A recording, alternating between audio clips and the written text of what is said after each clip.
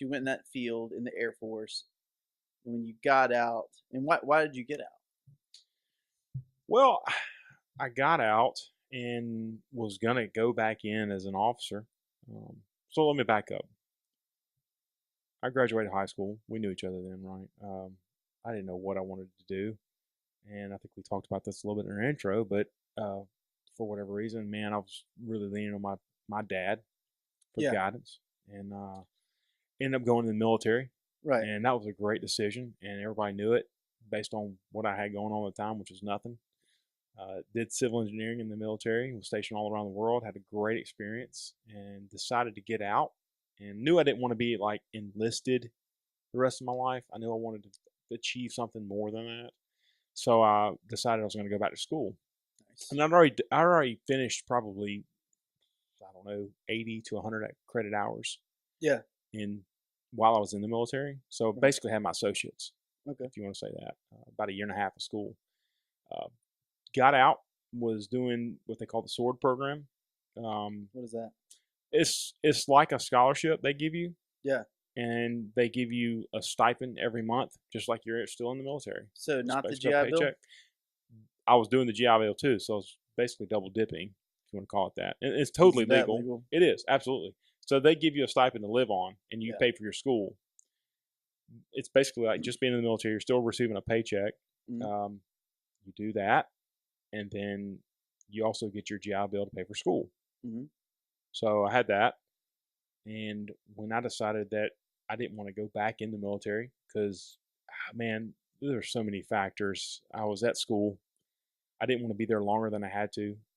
I originally went into civil engineering degree, and they said that a lot of my credits, not all, but a lot of my credits weren't going to apply to the engineering school. Yeah. So it's basically going to add another year of school. And I said, well, I don't want to do that. I want to be here more than I have to be because Right.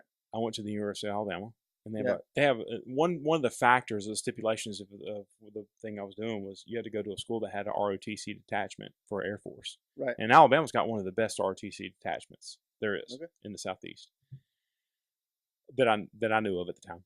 Yeah. And plus I wanted to go to Alabama, like it was the dream of mine, right, to go to Alabama. Yeah. A roll tide Oh yeah, situation. a Bammer. I'm a Bammer. Full blown Bammer. So I go back to Alabama. I think it's going to be this great college experience. And a lot of it was probably the fact that I thought I'd missed out on a lot in college, which I got to Alabama and I clearly figured out. It was very clear to me that I missed nothing in college. Yeah, but in fairness to you, right? Had you had that same experience in college, right out of high school, it'd been a lot different because we were Yeah, still very immature and very. Yeah. so. And I 100% agree. College, post military, whether you want to go back to the military or not, is way easier to do. You get better Yeah. grades. And you don't get caught up in the bullshit Hmm. because you're Well, not partying your ass off. Like no, you're focused on the career aspect. you are And the people in college with you are like children. You're like, what is this? You're like Billy very, Madison. very much so. Billy Yes. Madison in the kindergarten situation where he's just like the giant kid, Yeah. you know?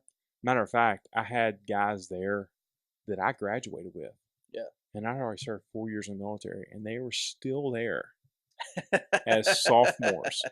And I was like, bro, what have you been doing? Like, I've been around the world. I've been in Japan. What I've been in the Middle are you? East. And how did I catch you Yeah, in college? sophomore year. Like you've only completed 2 years in four. And a lot of us that whole the I mean the cliche of you go there, you flunk out, you fail class. It's just you're not ready for it, and they weren't. They weren't, and they'll tell you that to this day. And I'm not gonna mention names, but I mean it was very apparent. And um, even some to this day, I mean I could sit there and tell you that me being a part of their life while we were in college helped them. And I'm not bragging, but I was like, No, man, like I just kind of it's just called them to it's the a front. different perspective for somebody Absolutely, going, absolutely, "Hey, man, what are you doing?" yeah. You know, Anyways, so I got out, did that, and the year I got there, they pulled ROTC scholarships because it was 2008. Um, Obama had just been elected, yeah, Democrat.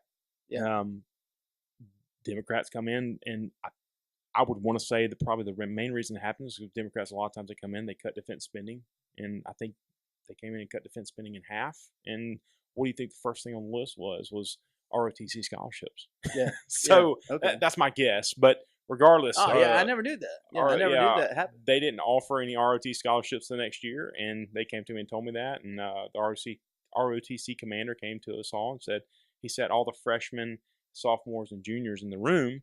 He said, "Look, we're cutting scholarships for everybody but the seniors, and we're going to bring them back the next year." Yeah. And maybe they did, maybe they didn't. I don't know, but I just kind of decided at that point, man, I feel like God was trying to tell me something. Maybe it was God, maybe it was just my own intuition, but I felt like he was trying to tell me, or somebody was trying to tell me that, hey, let's just try the civilian life, and I did.